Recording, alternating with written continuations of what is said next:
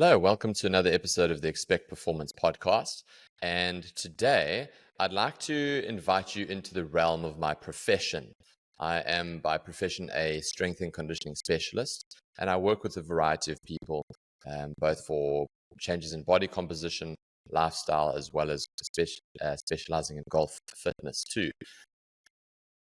But it's been something I've pondered over the last few weeks is as people try to change their lifestyle and change their behavior patterns, invariably there'll come a time where there's a plateau because progress is non-linear.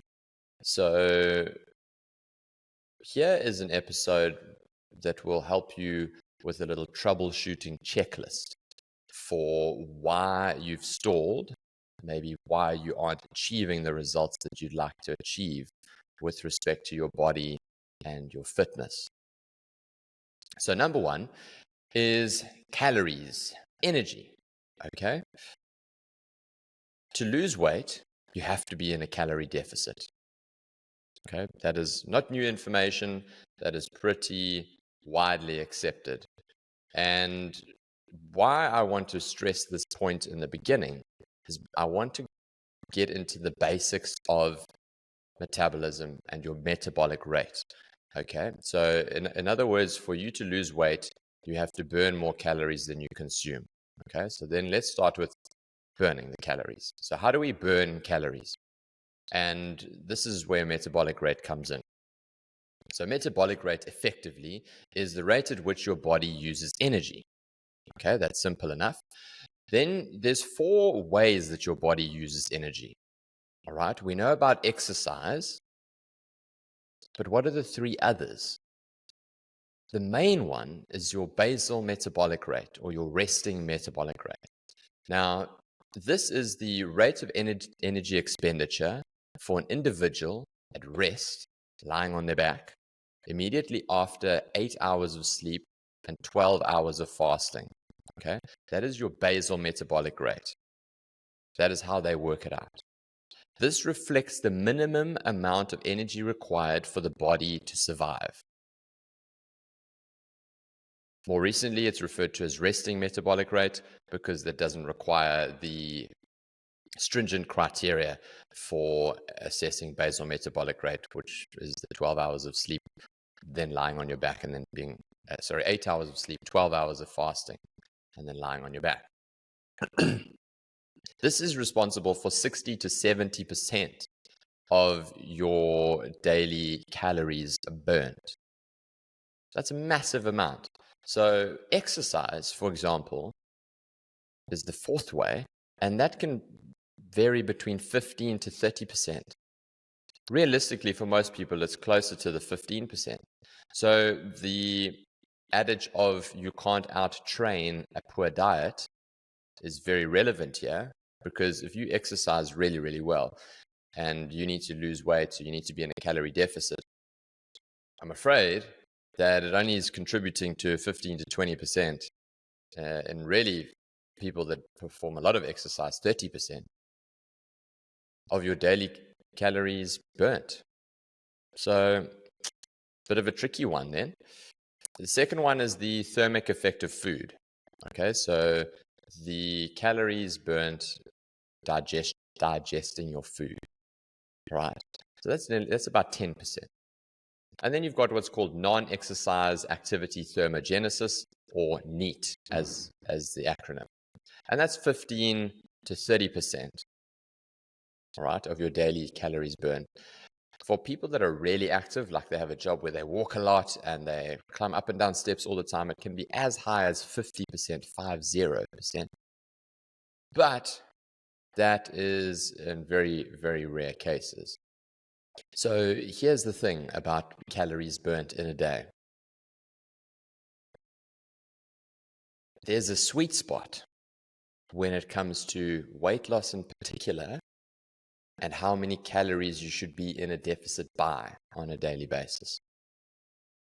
Because sometimes if you eat too little, the body downregulates everything to limit expenditure. So what do I mean by that? Let's say, for argument's sake, you are needing to take in 1,800 calories, and that will put you in a deficit of 3 to 500 calories per day.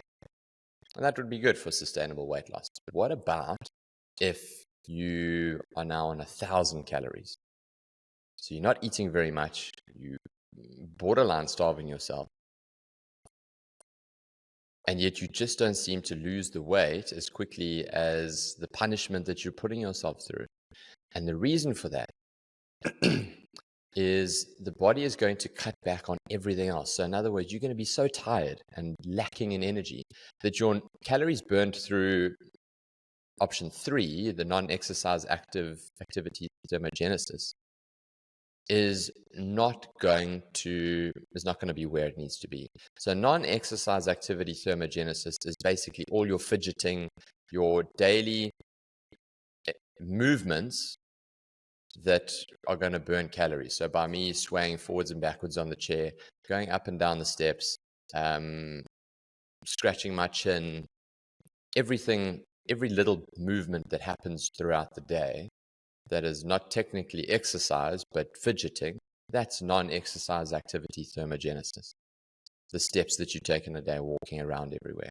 So if you're starving yourself, or if you are on a massive deficit, then your body's going to downregulate. So your basal metabolic rate over time will decrease as well. Your non-exercise activity thermogenesis is going to decrease as well. So your metabolism doesn't become as active, and you don't get the results that you're looking for. Sustainability-wise, you want to be 300 to 500 calories per day for sustainable weight loss. That way, what happens is the body doesn't feel like it's unsafe. It doesn't feel like there is any cause for concern as far as starvation is concerned. And you have enough food in your belly and enough energy to continue with your day-to-day activities. But there's a slight deficit, so you feel quite fine and capable to do everything that you need to do from a physical point of view. And you just drop slowly but surely 0.5 kg a week, 2 to 3 kgs a month. If you manage to do that for 6 months, can you imagine losing 2 kilos per month? 6 months later, you're 12 kilos down. That is a massive, massive difference. People try to lose 1 kg a week, 2 kgs a week, and it's just not sustainable. We underestimate what we can achieve in the long term, and we overestimate what we can achieve in the short term. So keep that in mind. All right, so that's number 1. Number 2, sleep.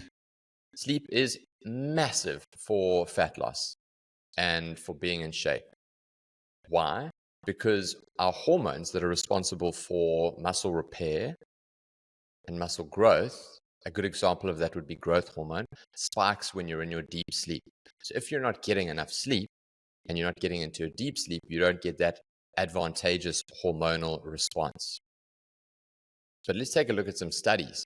So researchers found that when dieters cut back on their sleep over a 14-day period, the amount of weight that they lost from fat dropped by 55%, even though their calories stayed equal. This is the fascinating thing. Nothing else changed. Their workout routine stayed the same, as well as their calories, their total calories with respect to their food.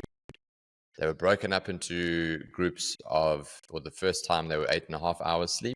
The second time, 5.5 hours sleep.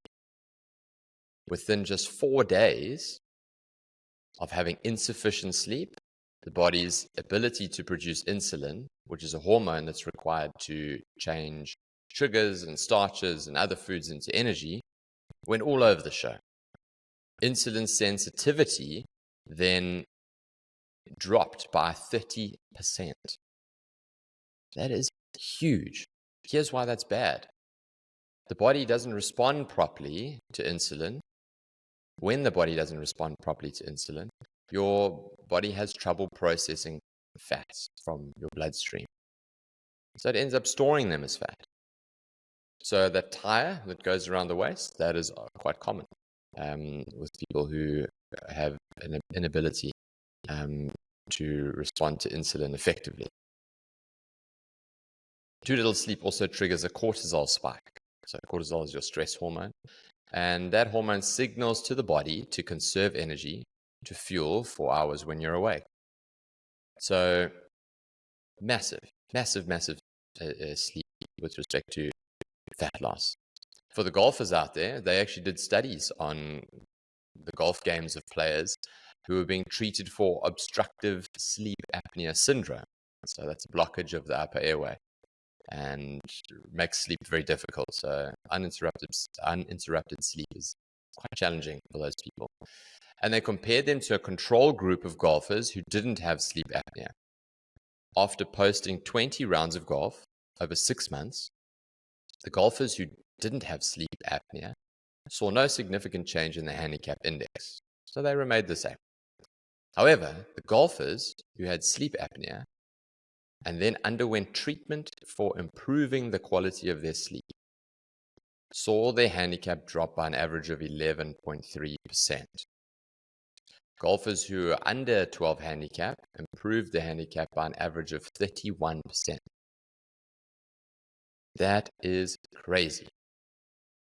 So they treated the golfers who had sleep apnea, provided them with sleep therapy, and the good golfers in particular, at the 12 handicaps and under, dropped their handicaps by 31.5%. That is unbelievable results, only by addressing the sleep. I mean, that's just absolute madness. So, excuse me, it's not about that if you sleep, you'll lose weight. It's about too little sleep hampers your metabolism and contributes to weight gain. Also, when you consider the fact that if you are not getting enough hours of sleep, you're awake for more often, which means you're more likely to eat something. It's as simple as that. Finally, with respect to sleep, it affects your appetite. Many studies have shown that by being in a sleep-deprived state, it increases your appetite. And this is likely to the two hormonal responses with respect to hunger, ghrelin and leptin. Ghrelin is a hormone that's released in the stomach that signals hunger in the brain. Levels are high before you eat, and when the stomach is full, low after you eat. Leptin is the opposite. It's a hormone released from the fat cells, and it suppresses hunger and signals fullness to the brain.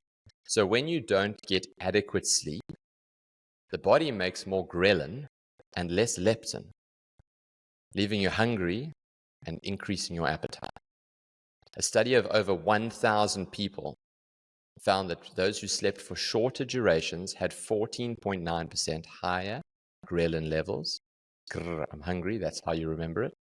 And 15.5% lower leptin levels compared to those who got adequate sleep.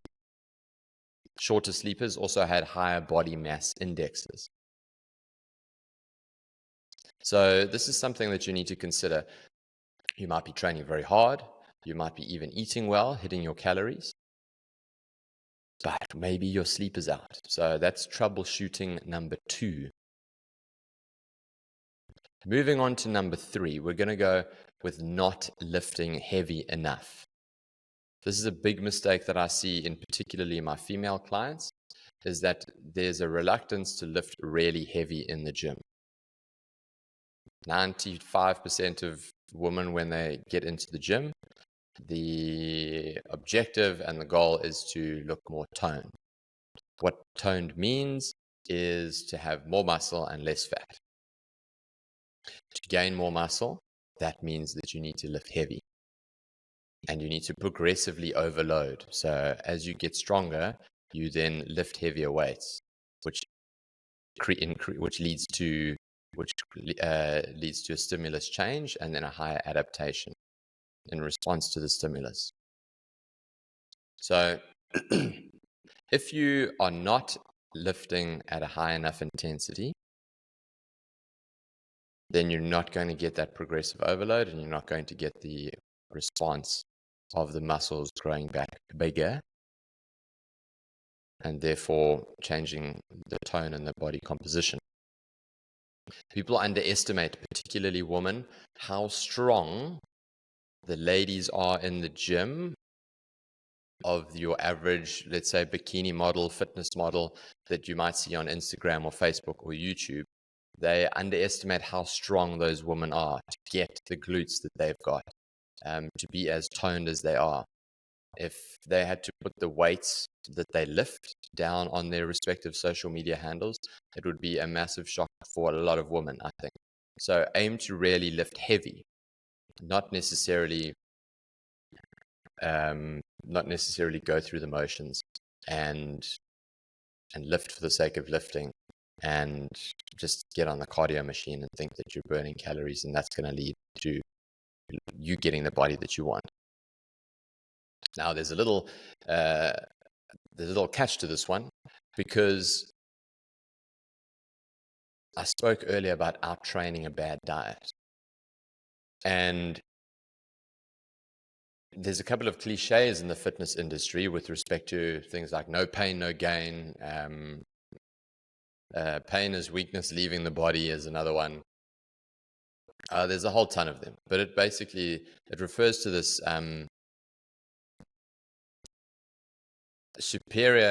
so-called superior form of training, which requires you to be absolutely knackered after every session and leave nothing on the table.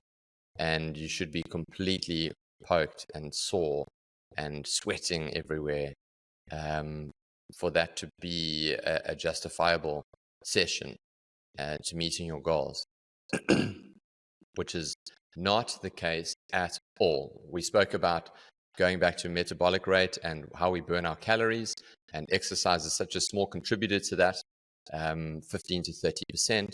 So if you, for example, perform a training session, and let's say you go and you're anywhere north of 750 calories that you've just burnt in a workout, which is pretty much double what you would do if you were doing a heavy weightlifting session.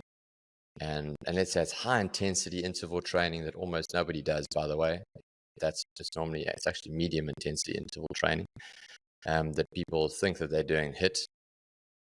But let's say, for example, they crack on and you get to 750 to 1,000 calories, anywhere there.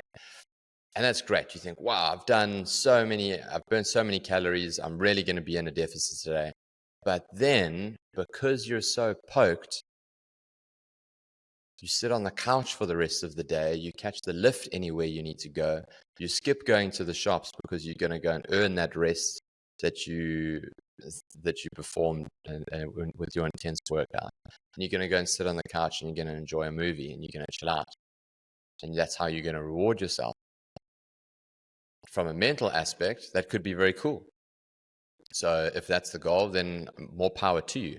But if you are wanting to change your body, and if you're wanting to lose weight, and you've exercised and you've burnt 800 calories, but as a result of that, you take half the steps that you normally take, and you don't do all these other little things of fidgeting that you normally do because you're so buggered, you might find that you are no better off than had you just done a standard workout and you continued with your day and you'd burned your other calories through non-exercise activity thermogenesis. And that is coming back to the sweet spot of 300 to 500 calories a day in weight loss, in a deficit, to get to where you want to get to. So just be very mindful of that. Are you training at an intensity that's super high, that is affecting the rest of your day, that you're downgrading everything else? You might just be shooting yourself in the foot. So number 4, not eating enough protein. This is a big one. So again, coming back to metabolism, muscle is higher in metabolic activity than fat. So the leaner you are, the more muscle you have, the more your metabolism increases, the more your basal metabolic rate increases. So you burn more calories on average, the more muscle you have compared to fat. So that makes sense. You've got to deliver oxygen to the working muscles, and that requires you to use a certain amount of energy. So fair enough. But If you aren't eating enough protein, you're not repairing that muscle effectively, and you're certainly not giving it the fuel that it needs to grow back bigger and stronger. So, what's enough protein? 2.2 grams per kg per day. That's a nutritional value. So, for example, if you are a 80 kg male, you times that by 2, that's 160 grams, and you add another 0.2 on there. So you're looking at about 176 grams of protein per day is where you need to be at. Anywhere between 160 and 180. If you're a 60 kilo female, then you need to be closer to that 130 grams of protein per day mark. This is a massive, massive thing. I cannot overstate the importance of getting enough protein in if you have body composition goals, and you need to repair those muscles effectively, and you need to increase your metabolism. You need to be more metabolically active.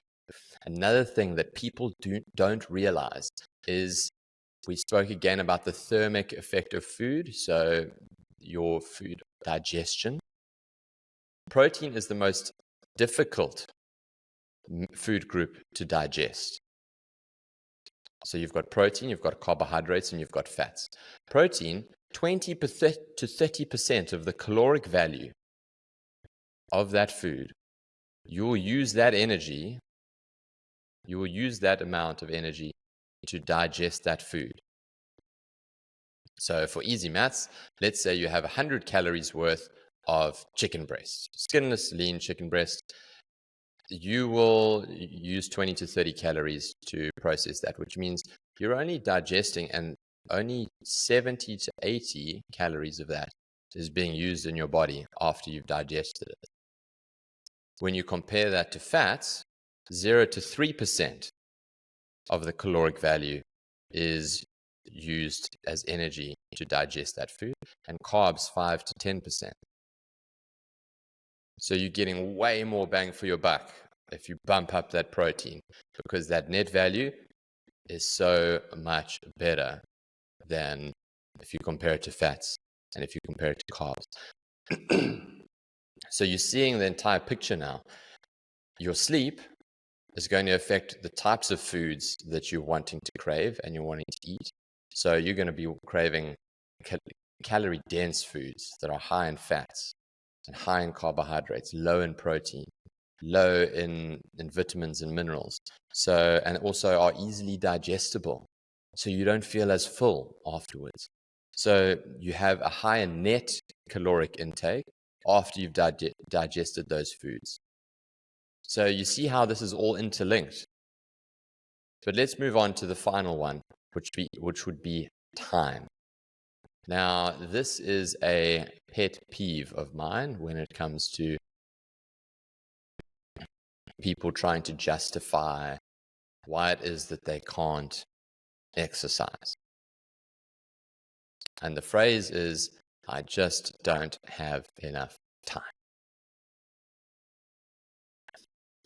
That is not the case. It's that you don't make the time. You have the time, but you're not prepared to make the time to go and work out and to go and exercise. If you genuinely aren't prepared to make the time because there's seasons, and that week you have a really important deadline for a really important gig that is going to make the world of difference to you and your family financially, then absolutely. I'm not saying sacrifice everything just because you need to get into the gym. There are seasons for everything. But it's not that you don't have the time. It's that you're not prepared to make the time. You're allocating that time to something else.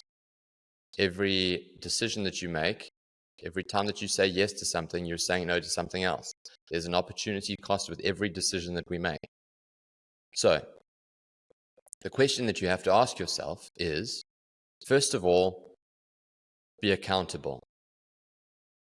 So don't let yourself off the hook by saying, I just don't have the time.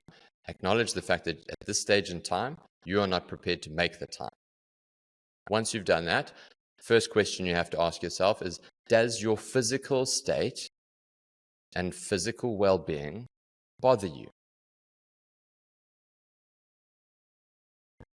Which leads to the next question is, why bother improving yourself? Why do it? And Jordan Peterson summed that up quite aptly. And he said, so you don't have to stupidly suffer any more than you already have to. There's more than enough going on in everybody's lives that is a suffrage. So make the decision for yourself to figure out whether or not your health is something that you're wanting to add to that list of suffrages, that list of things that are weighing you down and burdening you. So decide, does it bother you? If it does, then fix it. Why fix it? Because no matter how small, if you identify something that bothers you and then you fix it and it works, that is a primary indicator for competence. If you feel more competent and you deliver more examples to yourself that you identify something that troubles you and you then can eradicate it and you can formulate a plan to deal with that problem effectively, that boosts your self-esteem, it boosts your self-image, it enables you to take on problems that are bigger and bigger and bigger because you have more and more evidence to suggest that you can fix things that bother you in your life. And then another final piece of advice, again from Jordan Peterson, is fix the things that you do every day. Your happiness and the way your day is, and your days make up your life, is not about the big things, it's about the small things. So fix the things that you do every day, and you're going to have a pretty good life. So ask yourself, what are you doing on a day-to-day basis that is bothering you? And then formulate a plan to fix those things. And start with the smallest, the heaviest load that you can carry. You might underestimate the heaviest load that you can carry. You might also overestimate it. So don't give up after the first time. Figure it out. If your fitness is bothering you, it would be unrealistic and in some senses unfair to yourself to expect yourself to go from not having worked out in 2 years to then working out 5 times a week. You would be setting yourself up for failure, I believe. So what's the heaviest load that you can carry in fixing that problem? Maybe it's going for a 10-minute walk after every meal. Maybe that's your starting point. It doesn't matter where you start. It matters the direction that you're going. So maybe that's it. Maybe you don't have access to a gym contract. Have your meal, walk 5 minutes in one direction, turn around, come back. Okay, let's see if we can do that. Once a week, twice a week, 3 times a week. You might get to do that every day. It might be a routine. Then once you've done that, maybe it means that your step count goes up. So instead of doing 2,000 to 3,000 steps a day, now all of a sudden you're doing 5,000 or 6,000 steps a day. And that's a difference of 200 calories. And that 200 calories has now stopped you increasing weight, and now you're maintaining weight. And then now you throw in 1 workout a week. And you get all the crazy good things that happen to you after you've changed your state from exercise. You feel more motivated. Now you're doing 5 minutes there, 5 minutes back. So you're doing 10 minutes, you're doing half an hour of walking a day that you weren't previously. And now you're doing 1 workout a week, which is 60 minutes.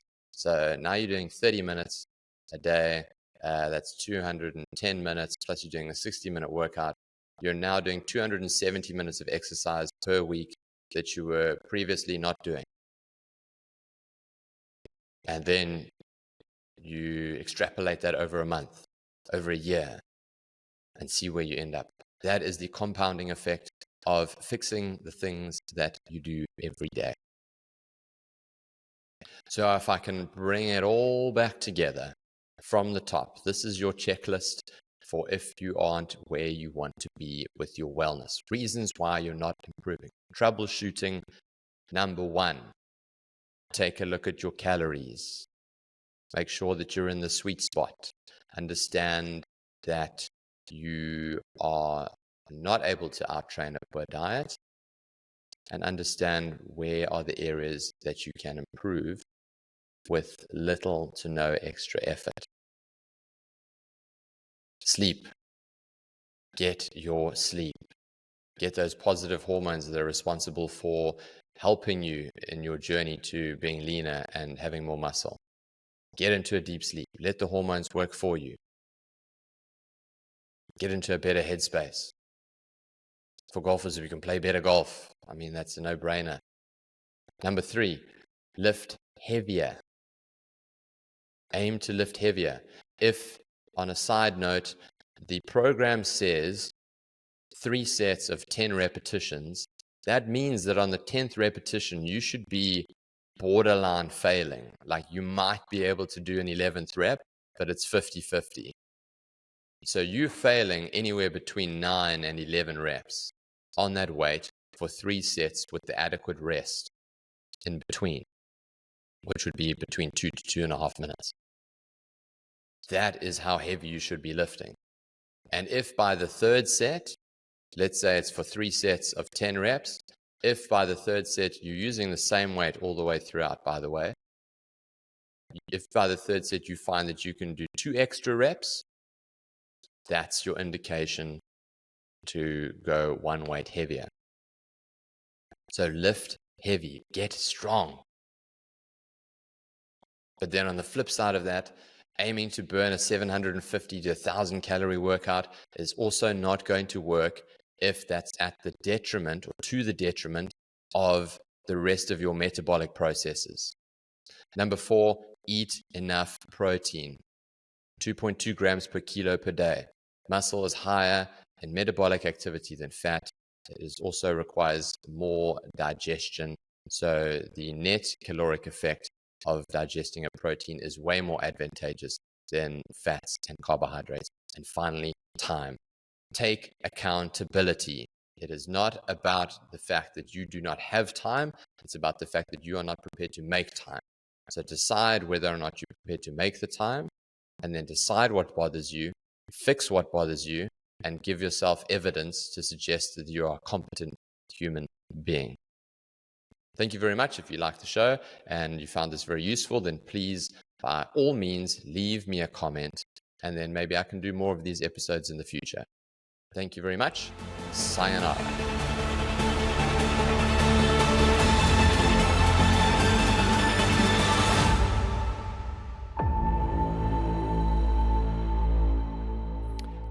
Not so fast. It is such a cool feeling when I see that Spotify subscribers number increase on the weekly, when I see the number of people listening to the episodes going up, and it really makes a huge difference. Have you ever done something and you feel so good when you get rewarded by some positive feedback and you really feel like you're making a difference? That's what it means to me, and that's how I feel. And it goes a long way. If you like the show, share it and subscribe it. Thank you humbly, and I'll see you next week.